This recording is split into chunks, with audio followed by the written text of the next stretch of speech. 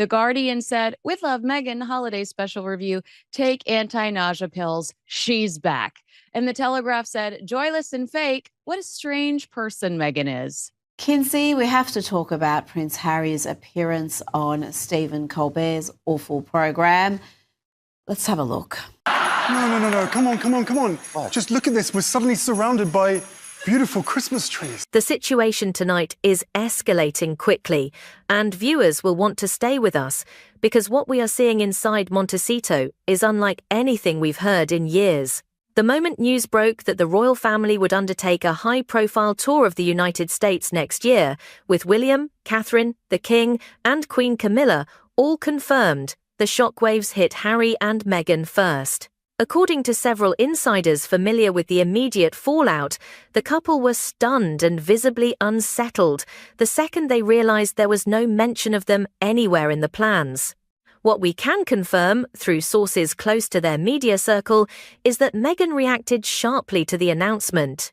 One insider described her response as a mix of disbelief and frustration, particularly as she has long seen America as her strongest platform. Harry, meanwhile, was said to be quietly anxious, aware that comparisons between him and his brother would return with full force.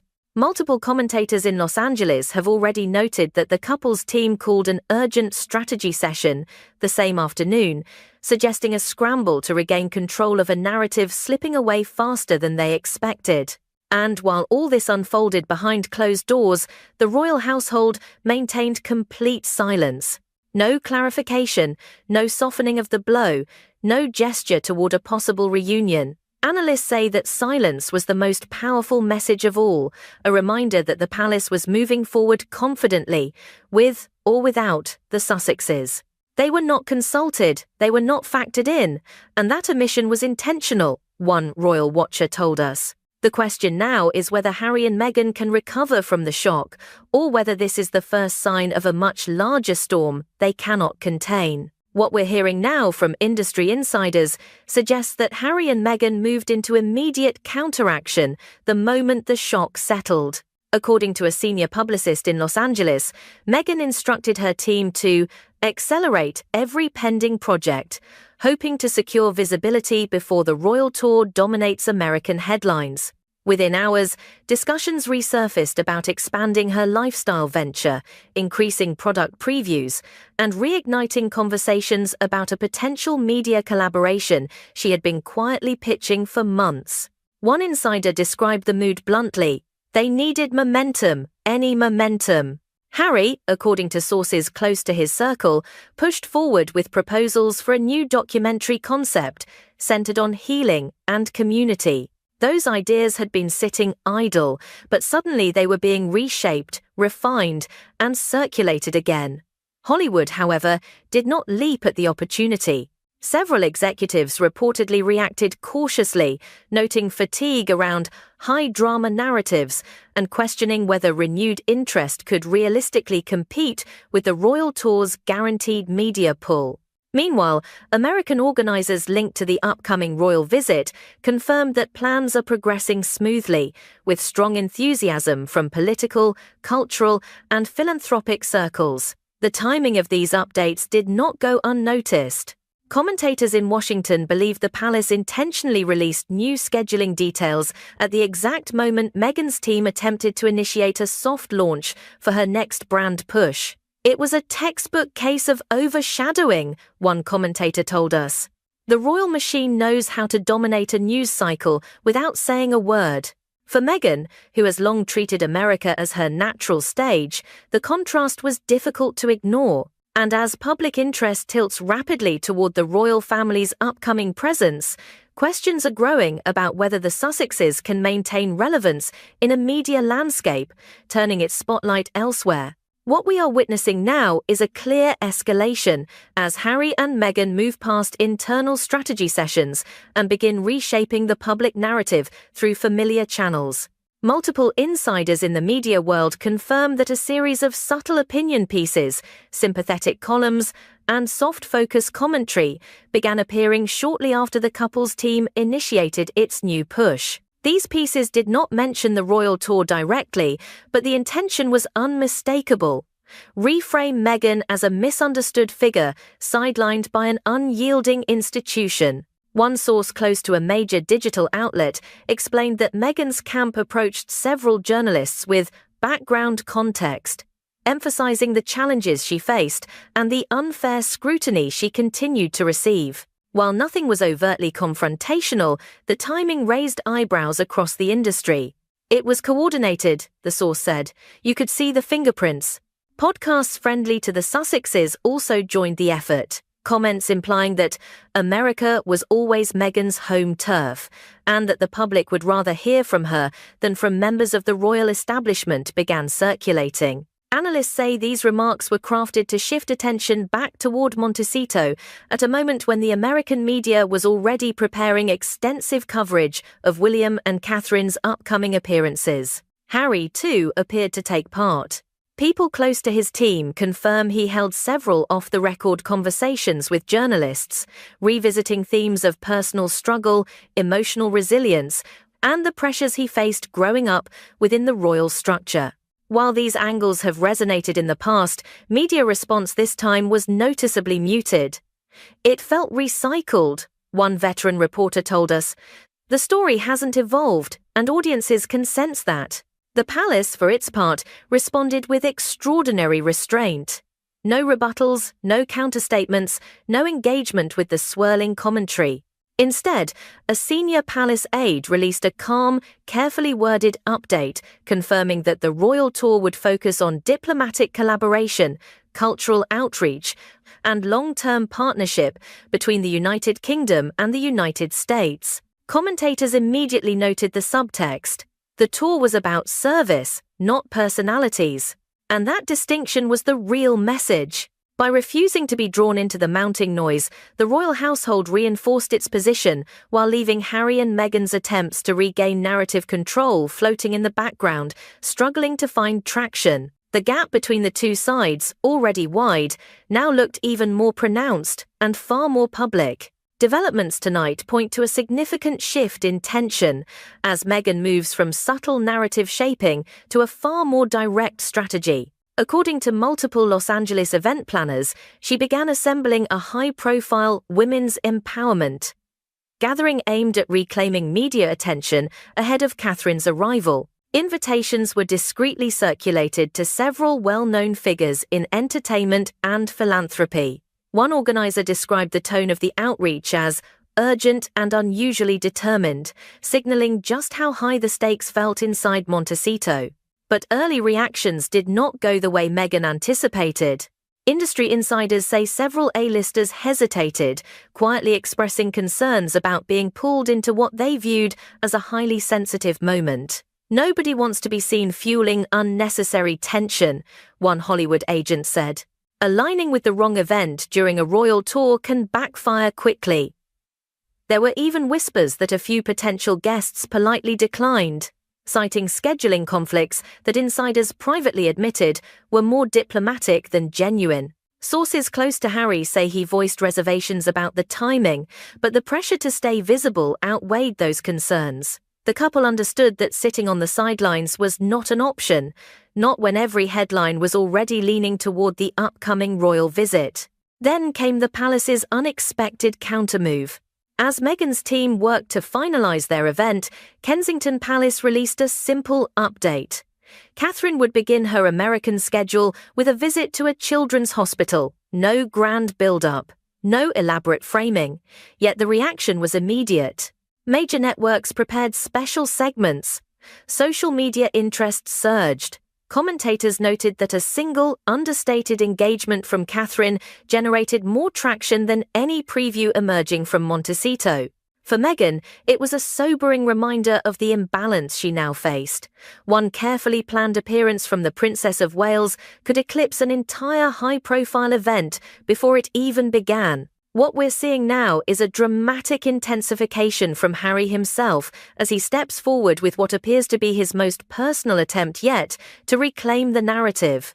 According to credible sources within veteran advocacy circles, Harry agreed to headline a mid-scale conference focused on community support and resilience, a setting he hoped would allow him to reconnect with audiences who once saw him as one of the most relatable figures in the royal sphere. The speech, described by attendees as heartfelt and sincere, revisited themes of belonging, emotional strain, and the challenges of stepping away from a life defined by institutional duty. But what should have been a key moment failed to gain the traction he needed. A journalist present at the event told us that while Harry's delivery was genuine, the room felt noticeably subdued.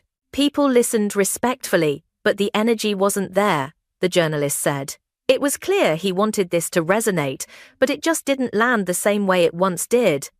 Several media outlets covered the speech, but none positioned it as a leading story. The public's attention was already drifting elsewhere. Then an unexpected development made matters even more difficult for Harry. A short clip leaked online from a private conversation he'd held earlier that day, in which he reflected, carefully but emotionally, on the widening gap between him and his family. In the clip, he acknowledged feeling overshadowed and admitted that the comparisons to William had become harder to navigate. Within minutes, the video circulated widely, but not in the way his team intended. Viewers expressed sympathy, but analysts noted another trend: a growing perception that these emotional revelations were becoming repetitive. And while the Sussexes were attempting to recapture momentum, Kensington Palace unveiled one of its most strategically powerful moves yet: confirmation that William and Catherine would be meeting the president during their visit. The announcement dominated headlines instantly.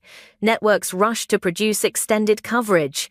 Political commentators weighed in. The symbolism of future leadership engaging directly with American officials overshadowed every other conversation. For Harry, the timing could not have been worse. His carefully planned speech vanished from the news cycle within hours, and insiders now say morale inside Montecito dipped noticeably. What was intended as a moment of reconnection had been swallowed by the sheer gravitational force of the royal tour, leaving him once again fighting for relevance in a media landscape that simply moved on. As the royal tour drew closer, the dynamic inside the United States shifted decisively, and the contrast between the two camps became almost impossible to overlook. According to several senior media editors, interest in the Sussex brand had begun to cool noticeably, while anticipation surrounding William and Catherine's arrival was climbing at a pace rarely seen outside major political visits. Analysts say the momentum was no longer simply against Harry and Meghan, it was accelerating away from them. Sources close to Montecito describe a growing sense of urgency, especially from Meghan, who recognized that time was running out to shape public perception. Attempts were reportedly made to organize one more high-impact appearance, something polished and camera-friendly, but insiders admit the response from potential partners was cautious. It wasn't hostility, one PR strategist explained. It was calculation. People don't want to gamble against the palace right now, then. And that mood was reinforced yet again when Buckingham Palace released a final, carefully timed announcement. The king would participate in a major cultural engagement, highlighting shared history between Britain and America. Commentators say this single update effectively sealed the storyline. Not only were the working royals united in purpose, they were presenting a message rooted in partnership, legacy, and stability, precisely the themes that resonate most strongly with American audiences. Meanwhile, a small charity appearance from Meghan passed almost unnoticed. A few supportive clips circulated online, but they were drowned out by wall-to-wall coverage of the upcoming royal itinerary. One media consultant put it plainly: the Sussexes didn't just lose the week, they lost the moment. Even Harry's team privately acknowledged that no last-minute move could meaningfully shift the national conversation. And perhaps the clearest sign of the new landscape came from social analytics. Engagement surrounding Catherine's expected return to public duties soared, with commentators drawing thoughtful comparisons to Diana's unforgettable charm during her visits to the United States. The narrative had aligned itself naturally, without force, without confrontation. Viewers across the country seemed to answer the question that had hovered for months.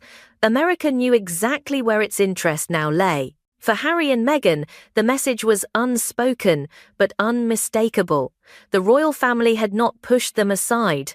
The world had simply moved on. Thank you for watching. If you want the next update the moment it drops, make sure to like, subscribe, and turn on notifications. There's much more developing, and you won't want to miss what comes next. Princess of Wales has transformed Westminster Abbey into a festive fairy tale this morning for her annual carol service. We've been through such a bleak time. We've seen so many challenges. We've lost our loved ones. We've seen our frontline workers under immense pressure. And also we've been more emotionally and socially distanced and isolated from each other. The Princess of Wales is continuing her treatment and remains grateful for the support of the public. The statement was released at 20:45 on 2 December 2025, deceptively calm, shaped in the usual Kensington Palace neutrality. But inside the royal sphere, everyone recognized it for what it was: a counterstrike, a controlled explosion, a line drawn quietly between two royal households. The video behind the statement had been recorded 9 days earlier, on 23 November, inside a softly lit room at Windsor Castle. Catherine sat alone before the camera, refusing a production team, speaking with steady vulnerability. Her message, hopeful, honest, unmistakably human, was designed to halt the rising tide of rumours that had been swirling since late November. Those rumours hadn't come from Kensington. According to insiders, they traced back to Clarence House, circulated through Queen Camilla's long-standing network of sympathetic editors and royal correspondents. Small, deliberate whispers. Catherine was more fatigued than expected. William, overstretched. The Wales household, under strain. Nothing provable, yet perfectly timed to shift public attention away from Catherine and back toward King Charles and Camilla during the crucial early December news cycle. But Catherine's declaration broke the pattern instantly. Her line, "Though none of us can know what the future holds, I remain grateful for the joy my family brings," cut directly through the fog. By 22, every major broadcaster replayed the clip. Hashtags exploded. Number Catherine Strong, number Hope for Christmas, number Our Princess.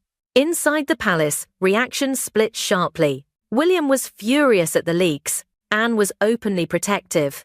And Camilla, sources say, watched the public rally around Catherine and whispered. This was not the plan. The Christmas message wasn't an update. It was the spark of a December confrontation still unfolding. The ripple effect from Catherine's video reached Clarence House before midnight. Lights were still on in the Queen's private study, a rare sign of unrest. Staff who walked past the corridor later described the atmosphere as tight, as if every conversation had to be whispered. The message released by Kensington had been simple, but its impact was direct.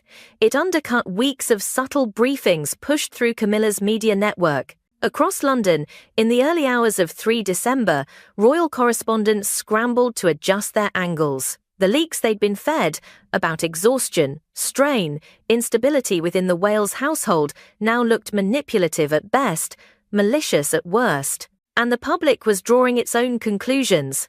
By dawn, talk shows were asking why Catherine needed to speak so plainly if everything inside the palace was calm. Inside Buckingham Palace, a different tremor began. Princess Anne, ever the pragmatic pillar of the monarchy, requested an immediate review of recent communications activities. Those present said she didn't raise her voice, she didn't need to. The implication was sharp enough. Someone had crossed a line. Meanwhile, William held a closed meeting with his Kensington staff. According to a senior aide, he didn't announce suspects. He didn't need to. Everyone knew where the leaks were coming from. William's message was simple: protect her. No more surprises. And through all of it, Catherine remained silent, letting her message speak for itself. Her calmness only intensified the contrast. Where Clarence House seemed rattled, Kensington appeared controlled. Where whispers had tried to paint instability, the princess had delivered clarity. By 3 December's end, Operation Whisper had already begun to falter, and Camilla knew it. The princess's quiet strength had not only reclaimed the narrative, it had exposed the shadow campaign behind it. And December was just beginning. By the morning of 4 December 2025, the fissures inside the monarchy were no longer whispers, they were visible cracks. Royal reporters who had confidently pushed the earlier concerns about Catherine's condition narrative suddenly grew cautious, reversing tone without explanation. The most perceptive among them understood what had happened. Catherine's message had detonated quietly beneath Clarence House's carefully arranged storyline, leaving editors scrambling to rewrite the week's coverage. Inside Clarence House, Camilla convened a brief but tense meeting with her communications team. According to a senior courtier, the Queen Consort was controlled but clearly displeased. She wanted updates, which outlets were shifting their angles, which correspondents were wavering, and, most importantly, how much the public had absorbed of Kensington's narrative. The answer was obvious. By mid-morning, over 8 million views had accumulated across platforms. Catherine's face, calm, pale, steady, had become the defining image of the first week of December. But the real concern for Camilla wasn't sympathy, it was power. If Catherine shaped the public mood, she shaped the monarchy's emotional centre, and that was something Camilla had spent years resisting. For a woman who once survived the full force of public hostility during the Diana era, losing control of the narrative was not just inconvenient, it was dangerous. Thus, Operation Whisper took on a new urgency. Subtle messages began circulating again. Not through tabloids this time, but through commentary pieces and morning show panels. Questions such as, should the princess focus on recovery rather than public messaging? Or, is the Christmas season being overshadowed by too much personal disclosure? These weren't attacks, they were strategic reframings, attempts to redirect the emotional weight of the moment back toward King Charles, whose own health story was being drowned out. Yet, the public wasn't buying it. On the evening of 4 December, outside Westminster, a spontaneous gathering formed. Candles, handwritten notes, small signs reading, "Stay strong, Catherine," not a vigil, but a collective gesture of empathy.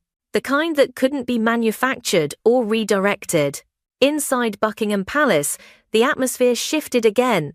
Officials noted the public sentiment in their daily briefing. Anne is said to have remarked bluntly, "Whatever they're trying, it's not working." Wund 6. And at Kensington, William reportedly watched the broadcasts in silence before saying only one thing to his team: "She deserves better than this." By the night of 4 December, one fact was undeniable. Catherine had not just spoken, she had disrupted the entire machinery built to contain her story. Operation Whisper was no longer hidden. It was losing control. By 5 December 2025, the tension that had been simmering behind palace gates finally spilled into public view. It began slowly. An unusually sharp segment on BBC Breakfast questioning the pattern of conveniently timed leaks. Then an ITV correspondent hinting that multiple royal households might not be aligned in their messaging. These were cautious phrases, carefully phrased. But in the language of British broadcasting, they were alarms. And they were directed squarely at Clarence House. At 10:15 that morning, Kensington Palace staff gathered in a cramped briefing room, reviewing the overnight headlines. William was not present, but his stance was clear through aides. Stay focused, stay factual, do not engage in shadow boxing. Yet every person in that room understood the subtext. They were now defending not only Catherine's dignity, but the integrity of the Wales household itself. Meanwhile, Clarence House entered what one insider described as containment mode. Camilla's communications team began pushing back, quietly, through private calls and behind-the-scenes messaging. Their goal was simple: diffuse blame, cast doubt, confuse the origin of the leaks. One senior broadcaster later admitted that 3 different royal sources contacted him within 4 hours, each attempting to redirect responsibility away from Camilla's circle. But the public had already chosen its side. At midday, thousands of comments flooded social media, pointing out the suspicious timing. Leaks in late November, Catherine's unexpected video, then immediate attempts to shift public sympathy. It was too coordinated to ignore. And when one popular commentator posted a timeline analysis suggesting deliberate misinformation from a senior royal office, the hashtags shifted again. Number Protect Catherine, number Stop the Smear, number We See You. Inside Buckingham Palace, the Queen's private secretary delivered a discreet but firm reminder to all households. Public confidence must be prioritised. Any unauthorised briefing must cease immediately. The wording was neutral. The implication was not. Princess Anne, informed of the escalation during a charity engagement, reportedly made the sharpest comment of the week. These games are cruel and pointless. She's fighting enough as it is. 2022-322. By early evening, as Westminster Abbey prepared for the carol service scheduled that night, the tone of national conversation had fully flipped. Instead of questioning Catherine's health, commentators questioned the motives of those trying to weaponize it. The December narrative that Camilla hoped to control was slipping fast.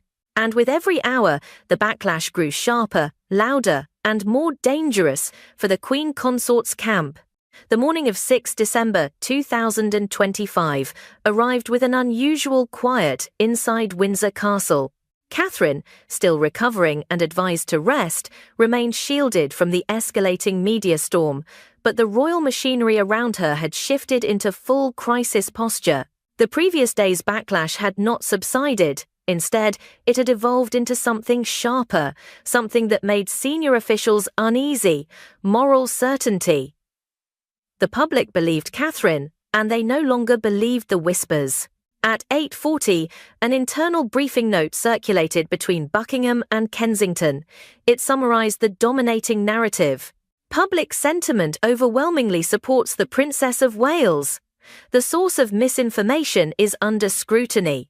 The final line, intentionally vague, was the most explosive. Households urged to cease any further unauthorised commentary. Everyone understood who that was directed at.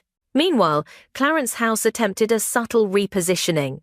A senior aide released a benign statement praising the strength and resilience of the princess, hoping to blend back into the institutional voice, but the timing was transparent. Commentators called it an awkward pivot, others, too little, too late. The damage from Operation Whisper's early leaks was no longer containable. Inside Kensington, William spent part of the morning in a private meeting with senior staff. According to one attendee, the prince was composed but resolute, his message measured. Catherine will not be used, not by anyone, not again. It was the closest he had ever come to acknowledging the rift publicly. Princess Anne, briefed mid-afternoon after returning from a scheduled engagement, reportedly reacted with a single nod and a curt, "Good." Her loyalty had never wavered. Her patience with palace politics had run out decades earlier. By evening, the national mood had solidified. Analysts on BBC Newsnight opened their programme with a stark assessment. There is an identifiable pattern of destabilising leaks targeting the Princess of Wales. They didn't name Camilla. They didn't need to. In the coded language of British broadcasting, the implication was unmistakable. At 1912, Kensington Palace released a short but pointed clarification. The princess appreciates the public's concern. She asks that the focus remain on kindness and unity. In prosed. It was dignified, restrained, and a quiet signal that they would not escalate the fight, even as others already had. But inside the institution, the line had been drawn. Windsor and Kensington on one side, Clarence House isolated on the other. By 7 December, every royal watcher knew the truth. Catherine had survived the first wave of Operation Whisper, and the monarchy would not look the same again. By the morning of 8 December 2025, the atmosphere across all royal households had shifted from tension to reckoning. Overnight analyses, public sentiment trackers, and broadcast commentaries all aligned in one unmistakable direction. The Princess of Wales had decisively won the narrative, not by aggression, but by authenticity. Her calm, her vulnerability, her unwavering dignity in the face of uncertainty had reshaped the entire national mood. At 8:15, Buckingham Palace held a quiet, unscheduled briefing. Senior officials reviewed the week's events, the cascading public backlash, and the now undeniable suspicion hovering over Clarence's house. While no one said Camilla's name aloud, the message was crystal clear. The monarchy could not afford another December divided. For the first time in days, even members of Charles's staff conceded that the Wales household had acted with integrity and that the public had recognised it instantly. Across London, Kensington Palace operated with a newfound steadiness. Staff moved with the confidence of a team no longer on the defensive. According to one aide, the storm has broken and she's still standing. William spent part of the morning reviewing upcoming engagements, but his focus remained singular. Protect Catherine, rebuild trust, and keep the narrative aligned with truth rather than palace politics. Meanwhile, Princess Anne delivered what insiders described as the most Anne-like assessment of the situation to date. After reviewing the press summary, she reportedly muttered, "Good. Maybe now they'll stop playing games," before walking away to prepare for her next engagement. In the monarchy's silent language, it was a decisive endorsement. But the most striking shift on 8 December came from the public. Outside the gates of Kensington, small clusters of well-wishers gathered with cards, letters, and winter flowers. They weren't organised, they weren't orchestrated. They were simply people, ordinary people, drawn by the instinct to support someone who had spoken honestly when others whispered in shadows. By midday, a national poll confirmed what the streets already knew. Catherine's approval had surged to its highest level of 2,025, eclipsing every senior royal, including the monarch. Operation Whisper had aimed to weaken her. Instead, it strengthened her. As December light faded, one truth settled across the kingdom. Catherine had become the quiet centre of the British public's heart. Thank you for reading this chapter. If you want more royal drama, make sure to follow, like, and subscribe because this story is only just beginning. The warning lights didn't flicker, they blasted on at full power. Westminster has just triggered a formal review into the commercial use of royal titles, and the move is already being described by insiders as the most direct challenge Meghan, Duchess of Sussex, has faced since stepping away from royal duties. If you've been following the Sussex storyline thinking the turbulence had finally eased, do not look away now. This is the moment the political machinery of Britain stepped squarely into Meghan's business arena.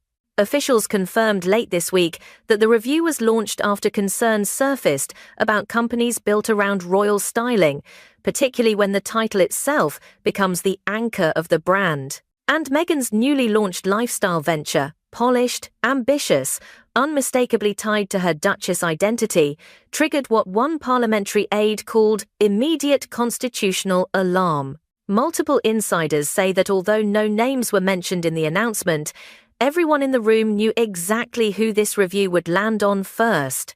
Meghan has spent nearly the past 3 years rebuilding her public image, staying measured, avoiding controversy, and preparing a carefully orchestrated return to global influence. But the timing of this intervention from Westminster is nothing short of a thunderclap. In the words of one insider with knowledge of the discussions, her team expected scrutiny. They did not expect Parliament to launch an official process that could put the entire brand structure at risk. Legal commentators now warn that this is not a symbolic gesture. Labelling the review a priority means Parliament wants clarity and potentially restrictions sooner rather than later. The question echoing through newsrooms tonight is no longer whether Meghan's branding will face pressure, but whether this could mark the beginning of a broader reshaping of how former royals navigate the commercial world. And if Westminster is willing to move this quickly, what comes next may be even more destabilizing. The political shockwave out of Westminster wasn't the only headline grabbing attention this week. Almost immediately, questions turned toward the palace, specifically whether senior royals had quietly signalled support for a tighter framework around the use of titles. And tonight, multiple insiders are pointing to one figure whose influence in constitutional matters has grown significantly in recent years: Prince William. Sources close to palace operations say William has maintained a firm stance on protecting the neutrality and integrity of royal titles, especially as the monarchy navigates a rapidly shifting media and commercial landscape. While officials insist the review is a parliamentary matter, not a royal directive. One insider, familiar with discussions between MPs and palace advisors, described the timing as not accidental. According to that source, William didn't request any action, but his position on safeguarding the institution is well known, and it carries weight in Westminster. This interpretation gained momentum when a former parliamentary aide revealed that several MPs had previously consulted royal constitutional experts during informal briefings. The aide emphasized that these exchanges were not targeted at any individual, but were part of a broader concern that the boundaries of royal representation were being blurred in the commercial sphere. Publicly, the palace remains silent. Privately, insiders report a sense of quiet resolve. William, they say, views the stability of the monarchy as a long-term responsibility, one that requires reinforcing limits before they weaken under modern pressures. As one observer noted, this isn't about personalities, this is about protecting the crown from dilution. Is one stood? But the unanswered question is already fueling intense speculation. If the heir to the throne holds this line now, how far will Westminster go with it? And what will it mean for Meghan's rapidly growing business empire as the review unfolds? As scrutiny deepened, the spotlight moved from Westminster and the palace to the centre of the controversy itself. Meghan's newly launched business empire. What began as a polished lifestyle brand with global ambitions is now being dissected line by line by parliamentary analysts, legal commentators, and industry observers. The question dominating the conversation tonight is simple but explosive.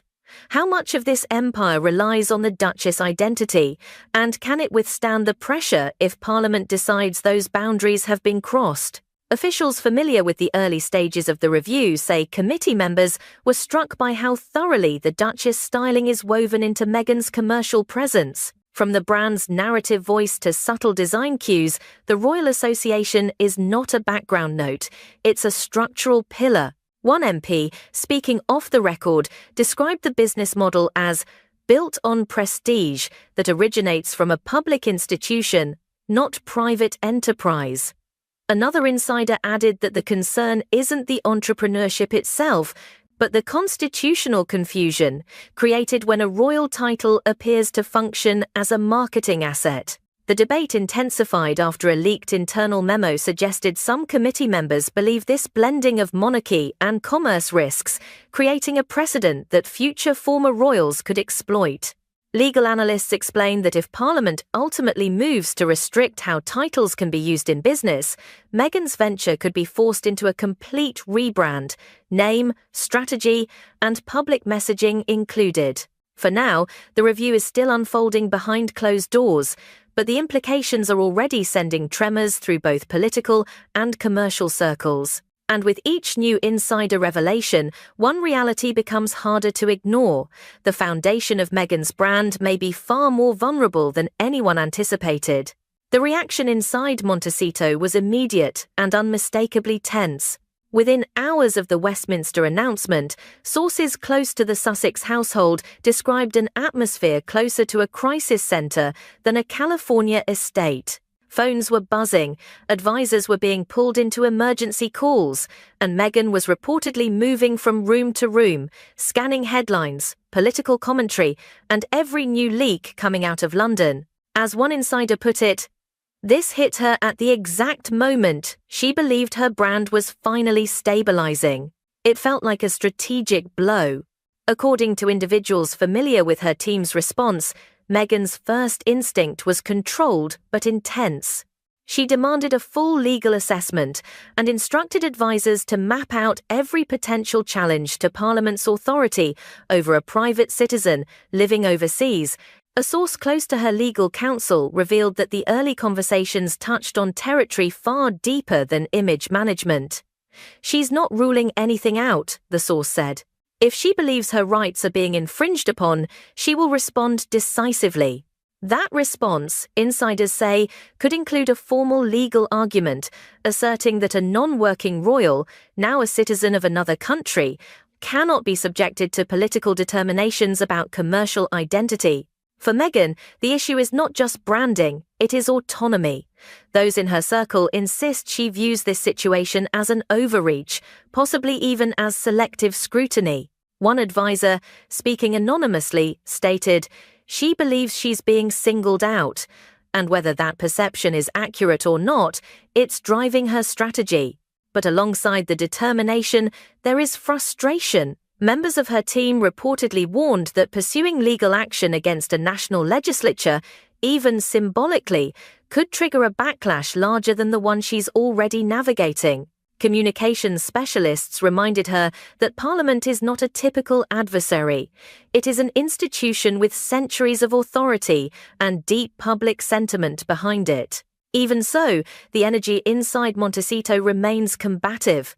Meghan is said to be drafting potential statements while simultaneously reviewing contingency plans should a rebrand become unavoidable. Every option is on the table, but none of them are simple. And while her advisors debate tone, timing, and strategy, one sentiment appears to be uniting the entire operation. This is not a moment to retreat.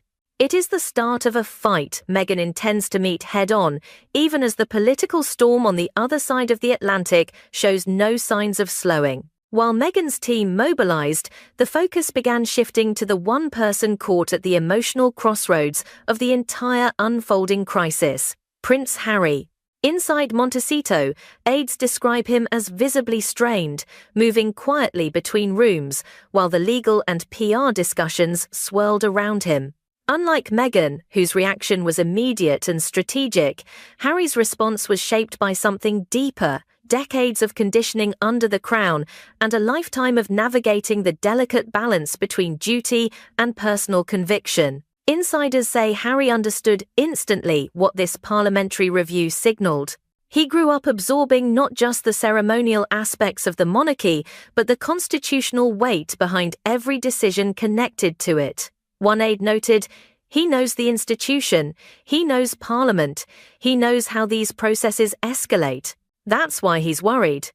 According to those close to him, Harry warned months ago that using the Duchess styling at the core of a commercial venture might invite scrutiny, though even he did not anticipate a formal review with this level of urgency. His inner circle describes a man feeling the collision of two worlds he cannot fully separate. On one side is his loyalty to Meghan and the life they have built together, independent, self-directed, and intentionally outside royal constraints. On the other side is the legacy of the crown, a system he walked away from, but one that continues to shape public perception, legal boundaries, and political realities. A longtime friend of the couple explained, "He's not choosing one over the other. He's trying to hold both, and that's where the pressure is coming from." Observers note that the emotional toll is becoming increasingly visible. During internal discussions, Harry was reportedly the one urging caution, suggesting the possibility of a more measured public response, while Meghan's advisors favoured a firmer line. Some insiders interpret this as fear of escalating the confrontation. Others see it as a protective instinct, trying to shield Meghan, the children, and even the Sussex brand from a clash that could grow larger than either of them intended. But the tension is unmistakable.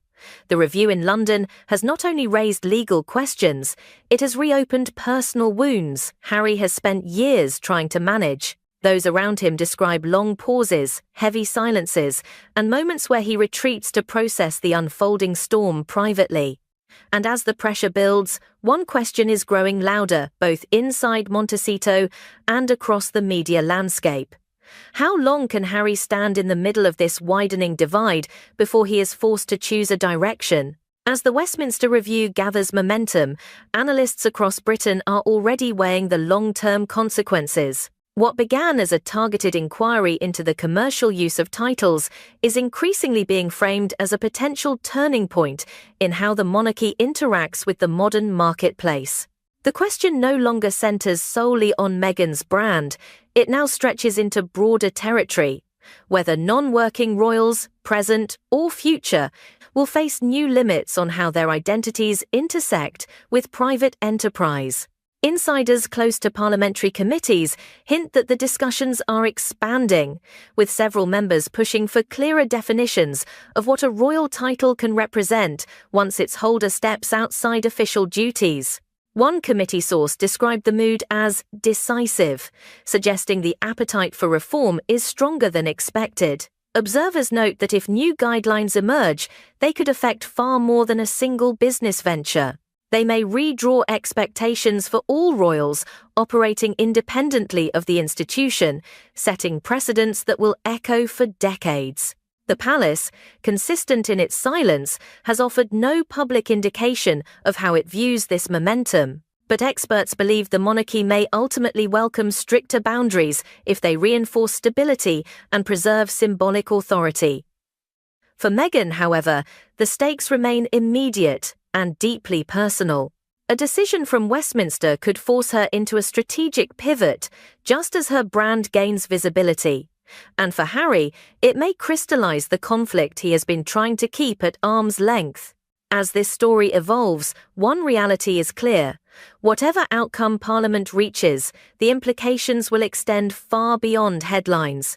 They will shape identity, legacy, and the future of the royal framework itself. Thank you for watching. If you want to stay ahead of every twist in this unfolding drama, make sure to subscribe, turn on notifications, and join us for the next update, because this story is far from over. Princess Anne's reaction has triggered a wave of conversation across royal circles after an unexpected moment at the memorial for Queen Elizabeth became the centre of public scrutiny. Viewers who watched the televised broadcast noticed the brief but unmistakable disruption involving Tom Parker Bowles and young Prince George, a moment that insiders now describe as unfortunate, avoidable, and deeply uncomfortable for everyone present.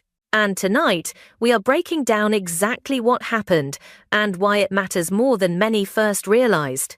According to several protocol advisors, the memorial lineup had been confirmed days in advance, making Tom's sudden appearance near the family cluster unusual. His brief step toward George, captured on multiple cameras, sparked a flurry of online speculation within minutes.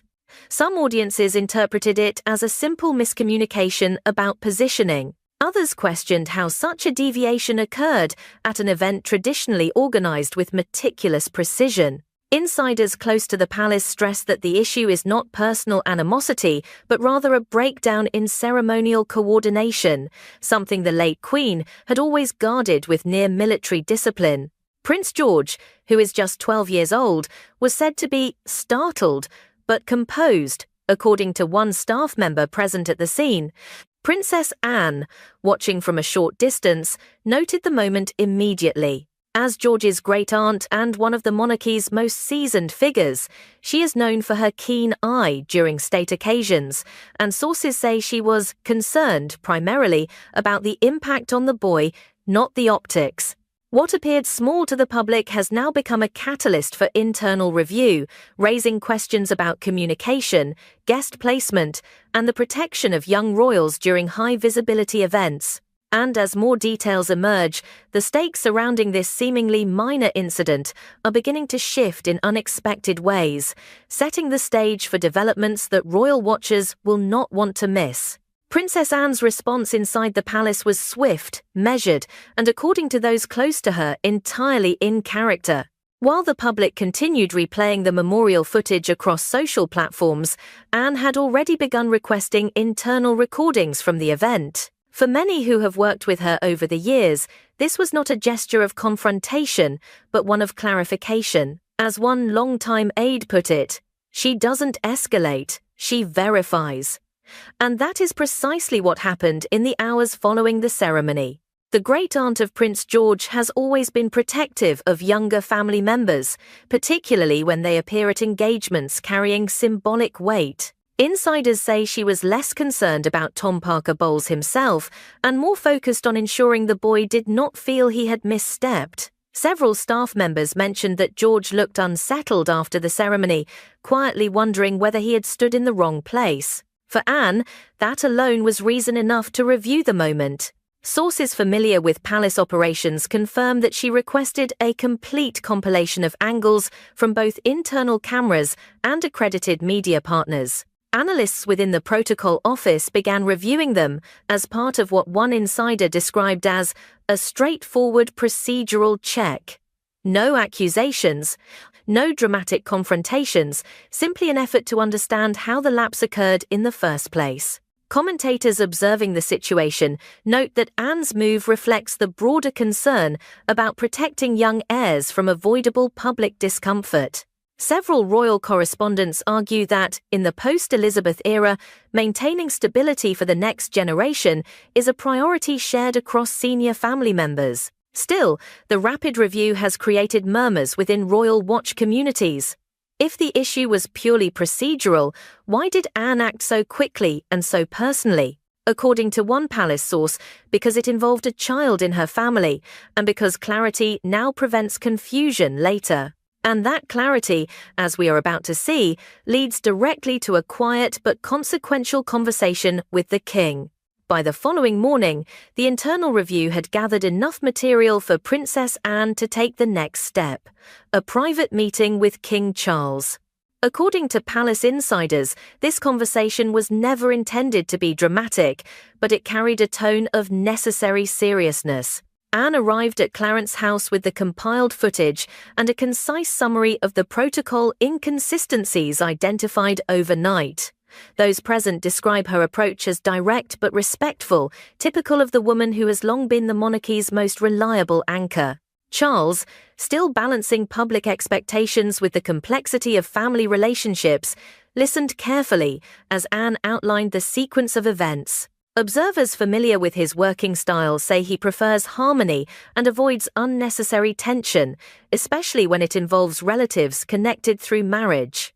Yet Anne's focus remained steady, to reassure her brother that the issue was procedural, not personal, and that resolving it now would prevent future misunderstandings. One aide close to the king shared that Charles acknowledged the concern immediately, adding that he understood how a slight misplacement, especially involving his grandson, could balloon into a headline if left unchecked. Camilla, according to those in the room later that day, treated the situation as an administrative mix-up rather than an offence. Royal commentators note that her reaction helped keep the discussion calm, preventing speculation from turning into escalation. Still, analysts point out that Anne's emphasis on children's comfort during official engagements resonated deeply with the king. He reportedly agreed that clearer communication between event coordinators and family members was overdue. As one insider summarized, it wasn't a reprimand, it was a reset. And that reset, discreet but significant, paved the way for a broader review of how guest placement and movement are managed, especially at events involving the next generation of royals. As news of the king's quiet directive began circulating through administrative corridors, a new layer of attention settled on the internal mechanisms that guide royal events. Those familiar with palace operations stress that these systems usually run with clockwork precision, but even well-established frameworks can falter when multiple households, personal guests, and external partners converge. In the days that followed the memorial, senior coordinators were asked to review communication flows, confirm guest pathways, and evaluate whether any recent adjustments, particularly those introduced after the transition to the reign of Charles, had created opportunities for misunderstanding. One figure who found herself unexpectedly involved was Queen Camilla. Insiders emphasized that she was not under scrutiny personally. Rather, her office had recently taken on a number of liaison tasks for mid-scale engagements, creating a natural point of overlap with the protocol team. Several sources described her response as fully cooperative, noting that she herself requested clarity on which responsibilities should remain centralized and which should revert to the core ceremonial staff. Her stance helped diffuse what commentators feared could become a politically sensitive moment. Still, the conversation broadened quickly. A senior official explained that the question was no longer about a single incident involving Tom Parker Bowles, but about preventing future confusion. Many analysts pointed out that modern royal events have grown more complex, involving blended families, high security requirements, and increased public visibility. As one media correspondent put it, the institution is adjusting to a wider family landscape, and that naturally requires updated rules. Princess Anne's involvement also added weight to the discussion. Staff say she remained calm but firm, advocating for a more structured approach when children like Prince George are present. She reportedly suggested a dedicated liaison to support young royals at high-profile engagements, ensuring they always know where to stand, who to follow, and how to move within ceremonial spaces.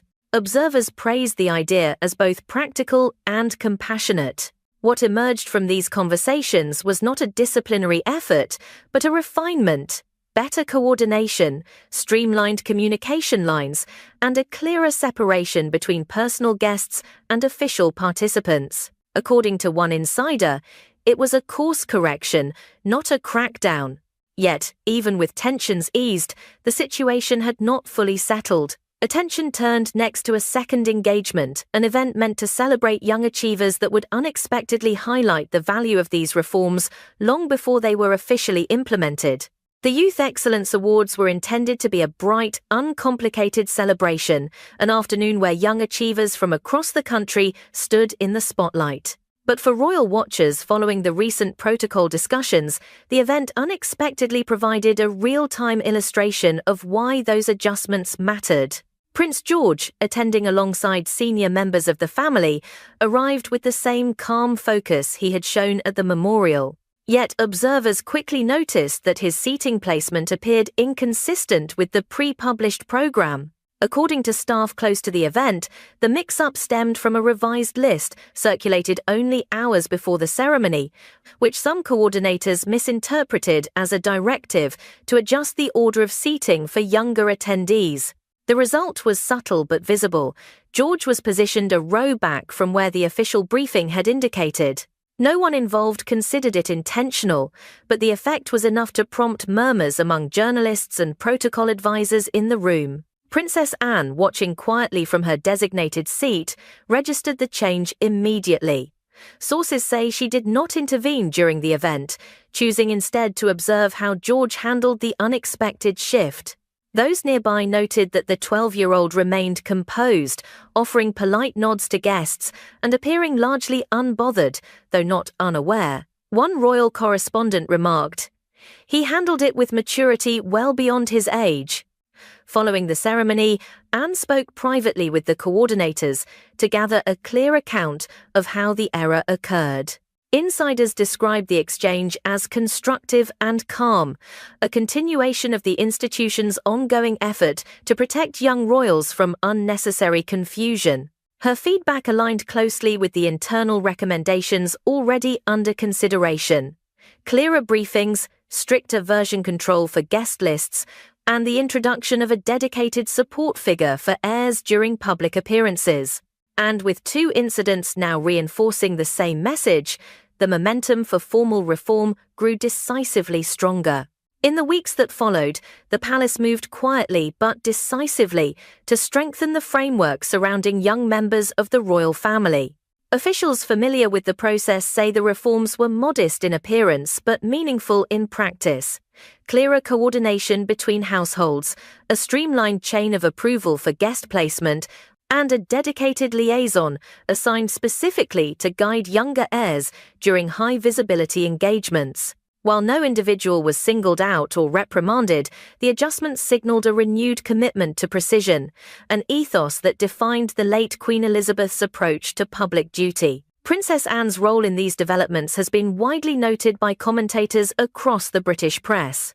Her steady guidance, shaped by decades of public service, was viewed not as intervention, but as stewardship. Insiders describe her involvement as quietly influential, ensuring that the institution adapts without unnecessary friction. For Prince George, the outcome was equally significant. Recent appearances show a boy standing with greater confidence, supported by an infrastructure designed to help him navigate the gradual transition into his future responsibilities. Even Queen Camilla, according to sources close to her office, welcomed the clarity brought by the revised procedures. The adjustments relieved her staff of ambiguous duties and returned the ceremonial structure to its traditional centers of expertise. Analysts suggest this will reduce confusion at future engagements, particularly those involving extended family and international media.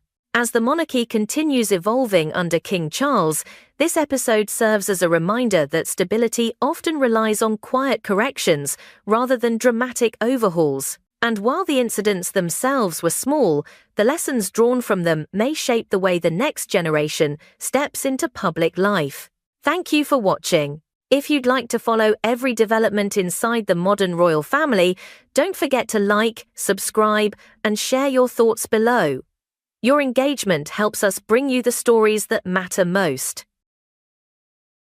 If you didn't watch last night's state banquet, then you are already behind. Because anyone who did is still talking about the one moment that hit the royal world like a thunderclap, the instant Princess Catherine walked in wearing the Indian surlet, the largest and most status-loaded tiara she has ever been allowed to touch. This wasn't a fashion moment, it was a declaration, the kind only insiders usually whisper about. Witnesses say the hall fell into a brief, stunned hush. Even seasoned royal correspondents froze before realizing what they were looking at. That tiara is not issued casually. It is a piece tied to queens, not princesses, and according to one senior household insider, approval for Catherine to wear it was signed at the top level after a late reconsideration. In royal language, that is as close to a coded message as it gets. Observers were quick to connect the dots. Over the past year, Catherine has stepped into nearly every high-profile diplomatic role as the king manages a lighter schedule. She has become the face foreign leaders expect to greet them. A former advisor told us, she's not just filling space, she's becoming essential. And then came the public reaction, a real-time eruption. Social feeds turned into a flood of magnified tiara shots, with viewers saying they felt a shift inside the monarchy happening live on screen. The mix of awe and suspicion was instant. But among insiders, one line kept repeating: the tiara was only the first alarm bell. The real story, the one that would push this night into full royal crisis territory, began when the seating arrangements were revealed. Because the question that mattered wasn't what Catherine wore, it was where she was placed and who she replaced. What happened next is what analysts now consider the clearest sign that the balance of power inside the monarchy is shifting. While viewers were still stunned by Catherine's tiara, insiders were already pointing to a broader pattern that has been forming quietly over the past 12 months. Bit by bit, Catherine has become the royal family's most reliable diplomatic figure, not through flashy statements, but through consistent presence. Every major foreign engagement, every sensitive visit, every high-level initiative, Catherine has been the face carrying the monarchy outward, while the king adjusts to a lighter schedule. According to one senior Whitehall contact, when foreign leaders request meetings, they ask who will be present, and the assumption is Catherine. That tells you where influence is moving. It is the kind of shift that normally takes years. This time, it has unfolded in months. Observers also note that this evolution hasn't been framed as a formal handover, but the signs are unmistakable. Catherine has led several cross-European initiatives, sat in on closed-door briefings, and represented the crown in moments where a queen consort traditionally takes the lead. Each appearance has been subtle, never overshadowing the monarch, yet always filling the exact diplomatic space the institution urgently needs. Behind the scenes, insiders say the adjustment has been deliberate but unannounced. One palace staff member put it plainly: the workload had to move, and she was the one ready for it. Another added, she stepped into roles that weren't designed for her title, but she handled them like someone being prepared for something bigger.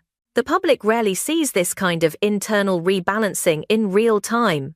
Last night, however, the world did. The tiara was the visual symbol, but the true signal was the way Catherine carried herself, with the ease of someone who knows the room is hers to command. And yet, even that wasn't the moment that set off alarm bells. That moment was still coming, hidden in the seating plan the palace hoped no one would question. The first real crack in the evening appeared when the seating chart finally reached the press gallery. At first glance, it looked like the traditional horseshoe arrangement used for every state banquet since the Victorian era. But a closer look revealed the detail that sent analysts scrambling. Catherine had been placed directly beside the visiting German president, the seat traditionally reserved for the monarch, the Queen Consort, or a senior royal with explicit diplomatic authority. And yet, there she was, positioned in the very spot that shapes the hierarchy of the night. Protocol experts immediately called it a deliberate deviation, noting that this placement could not have been a logistical mix-up. A former master of ceremonies put it bluntly. Someone approved that position. You don't move the president's neighbor without signing paperwork. It wasn't just a choice, it was a statement. Meanwhile, Queen Camilla's placement several seats away caught the attention of both viewers and insiders. While she interacted politely with those near her, the contrast was impossible to ignore. One longtime court observer described the moment as the kind of shift you don't announce but everyone can see. The distance was small on paper, but symbolically enormous. Behind the scenes, whispers continued to grow. A source familiar with the household's planning told us the seating chart had been altered within 2 days of the event, following what they described as a high-level review. Another insider suggested the adjustment reflected current diplomatic relevance. Those words alone intensified the debate. Was this protocol flexibility or evidence of a new internal alignment? Either way, by the time the cameras captured Catherine laughing beside the president, the narrative had already moved beyond fashion and tradition. Viewers sensed a deeper story unfolding, one that had little to do with table layout and everything to do with who held influence. And the evening was about to deliver an even bigger shock. What unfolded next was the moment royal commentators now describe as the split-screen shift.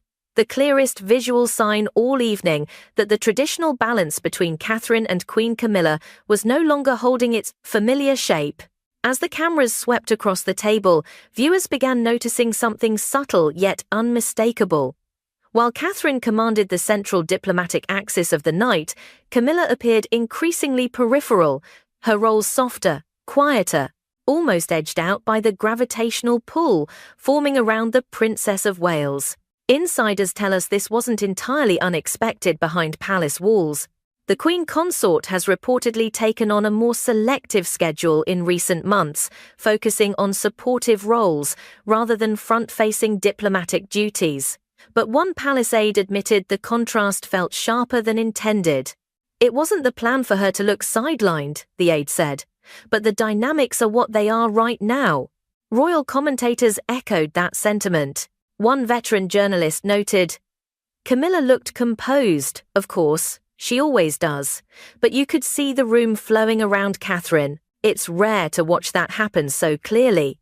Another expert pointed out that when protocol shifts collide with public perception, even subtle changes can feel dramatic. And then there was the glance, just seconds long, caught by a roaming camera, where Camilla looked toward Catherine and the president. It wasn't hostile, nor was it strained, but it was observant, thoughtful, the look of someone fully aware of the narrative being written in real time. Social media immediately clipped the moment, calling it everything from the most human expression of the night to the look that said everything. Inside sources insisted Camilla understood the necessity of the lineup, describing her attitude as pragmatic. But even they acknowledged the optics were impossible to ignore. While Catherine's influence had been rising gradually, this was the first time the shift felt visible to the world. And the night still had one final shock prepared, a shock delivered in the form of a single sentence spoken into a silent hall. Just after the main course was cleared and the hall settled into an almost cinematic calm, the moment arrived that no one, not guests, not commentators, not even seasoned palace staff, could have predicted. The German president rose from his seat, adjusted his notes, and prepared to deliver what was expected to be the standard diplomatic speech. gratitude, historical ties, commitments to future cooperation. Routine, predictable, safe. It started that way, with warm acknowledgements to the king and references to shared values. Cameras panned politely across the hall. Guests leaned in with the usual poised attention. But as the president turned slightly to his right, something in his posture sharpened the room. Observers described a sudden hush, the kind of silence that hangs just a moment too long, as if the air itself knows what is coming. And then he said it. "My profound gratitude to Queen Catherine." The words dropped like a stone in water, sending ripples from one end of the hall to the other. Several guests blinked, as if unsure they had heard correctly. A few exchanged discreet glances. Even the orchestra, according to one attendee, seemed to hesitate before resuming the soft background cue. Catherine's response was controlled and poised. A brief smile, a lowered gaze, the perfect blend of politeness and restraint. But the cameras captured more than her reaction. They caught the micro-expression on King Charles's face, a fractional tightening around the eyes, a flash of surprise quickly buried under royal composure. And then, inevitably, they caught Camilla. Her expression was not dramatic, not shocked, not distressed. It was measured, but unmistakably tense, the look of someone who has spent decades navigating public scrutiny and knows exactly how fast a narrative can spin out of control. One royal correspondent described her expression as the first crack in a carefully curated evening. Insiders later insisted the moment was nothing more than a slip of the tongue, a linguistic overlap, a diplomatic misstep. But others, especially those familiar with briefing protocols, were not convinced. A former Foreign Office staffer told us, "Presidents don't improvise titles at state banquets. Every word is prepared, reviewed, and cleared." If he said it, he saw it somewhere. Within minutes, the term Queen Catherine began trending across multiple platforms. International networks cut into their broadcasts with breaking banners. Analysts scrambled to interpret the implications. Because the speech had not only elevated Catherine in the eyes of the world, it had raised a question the palace could no longer ignore. If this was truly a mistake, why did it feel like the reveal of something that had already begun behind closed doors? What followed in the hours after that speech was nothing short of a digital earthquake. As guests trickled out of the banquet hall, the outside world was already erupting. Screens lit up with push alerts. Commentators rushed into late-night studios. Analysts pulled up decades of precedent, trying to determine how unprecedented this moment actually was. And within an hour, the phrase Queen Catherine had crossed from an on-air slip into a global headline. International broadcasters treated it like a diplomatic revelation. Some outlets framed it as a symbolic nod to Catherine's growing influence. Others speculated about succession planning, pointing out how seamlessly she had taken on high-level duties over the past year. German media examined the speech transcript line by line, trying to understand whether the president's words reflected an internal misunderstanding or a deeper truth about the UK's future leadership dynamics. Inside the palace, sources described the atmosphere as measured but alert. Staff were reportedly instructed to maintain calm messaging, avoid speculation, and frame the moment as a simple language error. Yet privately, several insiders admitted the optics were impossible to walk back. One senior figure said, "Once the world sees you as something, it becomes harder to argue you're not becoming it." That sentiment echoed across every corner of the internet. Meanwhile, public reactions surged in a direction few could ignore. Polls taken overnight showed a spike in support for Catherine, with many praising her composure and international presence. Comment sections filled with viewers saying the moment felt inevitable, as though the banquet had simply exposed a shift already underway. And through all of it, Camilla's position remained the silent question, hovering beneath every headline. What does this mean for her role going forward?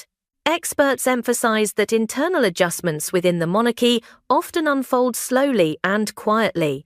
But what made this moment historic was how visible the transition suddenly appeared. The tiara, the seating, the speech, each piece on its own would spark discussion. Together, they created a storyline that felt transformative, almost unavoidable. For many viewers, the night ended not with answers, but with a sense that the monarchy had stepped into a new chapter before anyone was officially told it had begun. Thank you for watching our coverage and staying with us through every twist of this extraordinary unfolding story. If you want the latest updates, deeper analysis, and every insider detail the moment they break, make sure you subscribe, turn on notifications, and stay tuned, because this is only the beginning. King Charles has launched a defamation lawsuit against Meghan Markle, and tonight we open with that stunning escalation, a move royal insiders describe as the moment the line finally snapped. This is not speculation, not a rumor circulating on late-night forums. This is an official declaration from the monarch himself, delivered with a clarity that left commentators describing the atmosphere as electric, even combative. Viewers across platforms have been scrambling to understand what pushed the king to act after almost 5 years since the Oprah interview first ignited global debate. According to palace aides, the breaking point came after a series of private reconciliation attempts collapsed, leaving what one insider called an open wound the institution could no longer ignore. Analysts suggest this is more than a legal maneuver.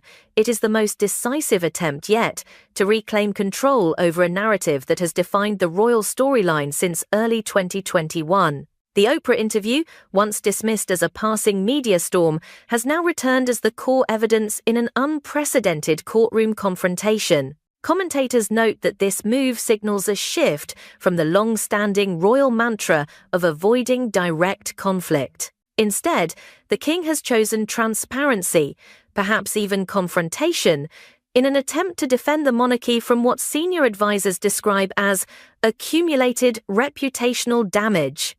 The decision also appears strategically calculated, arriving at a time when public sympathy has begun to realign and when pressures from within the family, particularly from the next generation, have grown impossible to overlook. This announcement has cracked open a new chapter, and reaction is spreading so quickly that many watchers fear missing a single development. The legal, emotional, and political stakes are all in play, and questions are already emerging about how far the palace is prepared to go and what might surface once this battle moves into the open.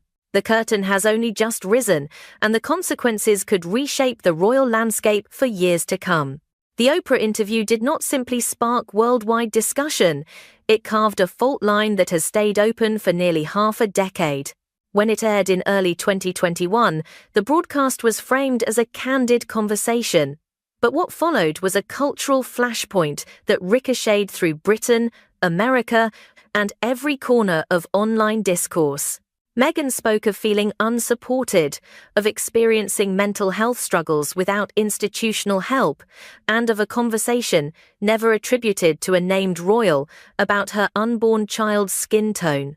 Harry echoed her sentiments, describing a family dynamic he saw as rigid, outdated, and indifferent. For many viewers, it was a revelation. For others, it was a rupture. Royal commentators at the time warned that the monarchy had entered an era of uncontrolled narrative drift, and tonight those early warnings seem eerily prophetic. The palace issued its famously brief statement days after the interview, sadness expressed, recollections may vary, and the insistence that issues would be handled privately. But behind closed doors, aides now claim the institution was shaken by what one advisor describes as a precision strike on the monarchy's moral authority. Over the years that followed, the story refused to fade. The Netflix docuseries in 2022 revived the original allegations, casting the monarchy as cold and outdated. Harry's memoir, released the following year, layered on personal grievances and suggested deep fractures with both his father and brother. Analysts say each new release acted like oxygen, reigniting the fire. Inside sources reveal that by late 2024, senior staff had compiled an internal assessment detailing the long-term fallout. Leaks from that report describe concerns about declining trust, weakened Commonwealth ties, and an international media environment increasingly shaped by Sussex-driven commentary. Experts argue that the interview became more than a media moment. It became the central narrative through which modern royal tensions were interpreted. And now, with the lawsuit underway, those unresolved claims have been pulled from the past into the present, transforming historical controversy into active litigation and setting the stage for the confrontation that follows. Pressure inside the royal household did not build overnight. For years, tension simmered quietly, but by the time the Sussex narrative expanded across books, streaming platforms, and global interviews, the atmosphere within the palace had hardened. Insiders say the turning point came when senior advisors realized the institution was fighting a battle on multiple fronts: public opinion, digital misinformation, and a widening generational divide. And at the center of this shift stood William and Catherine, no longer silent figures but, according to several well-placed sources, the driving force behind a more assertive royal strategy. Commentators familiar with palace dynamics describe William's frustration as long-standing and deeply personal, shaped not only by Harry's public accusations, but by what he views as a sustained erosion of the monarchy's credibility. One insider claims that during a private strategy meeting, William argued that continuing to stay silent would allow the Crown's legacy to be authored by people who walked away from it. Those words, if accurately relayed, illustrate a future king no longer willing to watch passively. Catherine's evolving stance adds another emotional layer. Her public image, calm, compassionate, meticulously diplomatic, was challenged repeatedly in the Sussex-led retellings. Sources suggest her experience with illness in early 2024 sharpened her resolve to protect her children from what she reportedly called a cycle of narratives that could follow them into adulthood. Palace aides quietly note that the princess's voice has carried more weight in recent years, and her support for decisive action added significant momentum to the legal push. Royal analysts point out that the Waleses are increasingly seen as the stabilizing spine of the monarchy. Their approval ratings remain strong, and their influence within palace operations has grown to the point where some experts describe them as co-architects of the Charles era. And as the lawsuit moves forward, their fingerprints, strategic, measured, but unmistakably firm, appear to be all over this new chapter. Oprah Winfrey now finds herself drawn back into the storm she once helped unleash, a development few in the media industry saw coming. Although she has made no public statement on the King's lawsuit, insiders in her production circles say she has entered what one described as a period of sober reassessment. According to these sources, the veteran host has grown increasingly uneasy about how the 2021 interview has been reframed in the years since its broadcast, no longer as a conversation about personal struggle, but as the catalyst for a royal rupture that refuses to heal. Industry analysts note that Oprah's brand has always relied on a delicate balance, empathetic engagement without crossing into sensationalism. But with the lawsuit pushing the interview back into headlines, that balance has become harder to maintain. A senior media strategist tells us Oprah is deeply aware that her involvement is now part of a geopolitical narrative, not just a celebrity one, especially given her partnerships with UK-based distributors and philanthropic programs that reach across the Atlantic.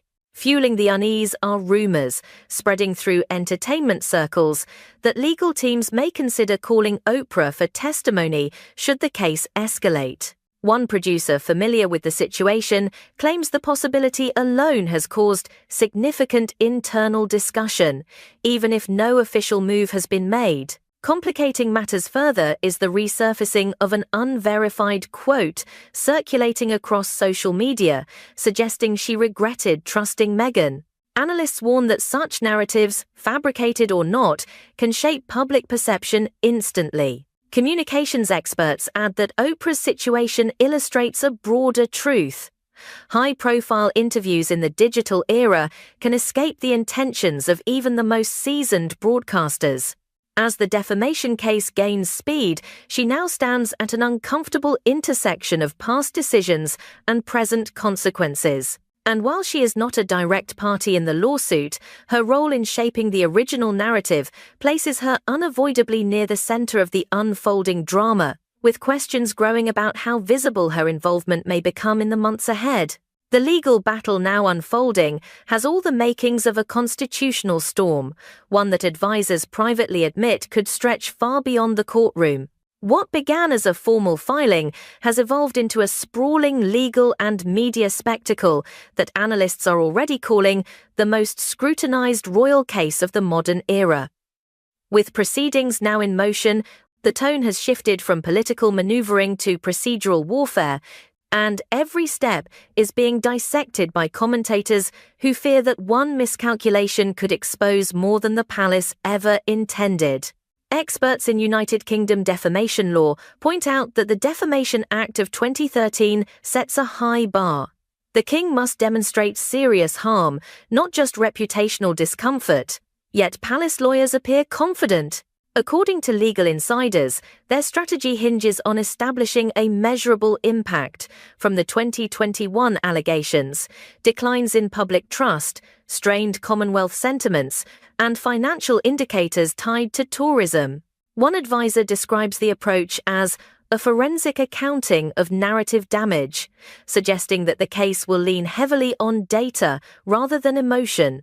But the most sensitive phase lies ahead. Disclosure, the United Kingdom equivalent of discovery, could compel both sides to hand over emails, briefing notes, and internal communications that have remained shielded for years. Analysts warn that this step alone carries enormous risk.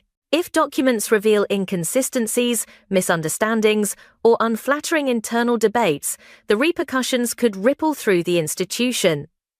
Even palace supporters acknowledge that transparency cuts both ways. Still, strategists believe the monarchy cannot avoid this confrontation if it hopes to regain control of the public narrative. The risk is substantial, but the alternative, remaining silent while speculation grows, appears to have become untenable. And as legal teams prepare for motions, counterclaims, and potential witness examinations, commentators agree on one point. The case is no longer simply about the Oprah interview. It has become a test of institutional resilience in an era defined by global scrutiny. What unfolds next could shift public perception, political optics, and the balance of influence within the royal family itself, setting the stage for the final reckoning that now feels increasingly inevitable. The early legal assessments arriving from the High Court have triggered a wave of commentary unlike anything seen in modern royal coverage. Analysts describe the moment as the first measurable tremor before a potentially seismic ruling, and that framing has only intensified public anticipation. While no verdict has been issued, the court's initial acknowledgement of the seriousness of the claim has already shifted the tone of the national conversation. What once felt like a distant feud has crystallized into a formal confrontation, with implications stretching far beyond the individuals involved. Insiders say the king views this phase as a crucial step in shaping how his reign will be remembered. After years of attempting quiet reconciliation, advisors report that he now sees clarity, legal clarity, as essential to securing stability for future generations. His approval ratings, according to recent polling, reflect a public leaning toward institutional confidence, while Meghan's numbers show a further decline. Commentators emphasize that these gaps do not determine guilt or innocence, but they do highlight an emotional landscape in which the lawsuit will play out. International reaction has mirrored this division. British outlets frame the case as overdue, an attempt to reset the record, whereas American networks focus on free expression and the scrutiny of traditional power structures. Within this polarized environment, every new detail becomes a flashpoint. Analysts warn that once the next phase of evidence is introduced, the narrative could shift again, and possibly in unexpected directions. Behind palace walls, there is growing acknowledgement that the outcome, no matter what, will leave a lasting mark on the monarchy's image. Some insiders believe the institution is bracing for disclosures that may challenge long-held assumptions about how it operates. Others insist the royal household is prepared, armed with documentation and testimony meant to counter years of unresolved allegations. What unites both perspectives is the understanding that the legacy of this reign, and perhaps the runway for the next one, is being shaped right now in ways no one fully predicted when the Oprah interview first aired. Observers argue that whether the lawsuit ends with vindication, settlement, or a protracted stalemate, it will be remembered as the moment the monarchy chose direct engagement over silence. And that choice alone marks a turning point in how royal authority is asserted in a digital, hyper-reactive age. As we move into the next developments, the stakes only rise from here, and the world will be watching to see what emerges once the courtroom lights shine on every claim, every counterclaim, and every hidden detail waiting in the wings. Thank you for watching. If you want to stay ahead of every twist in this unfolding royal battle, make sure to subscribe, turn on notifications, and stay with us for the next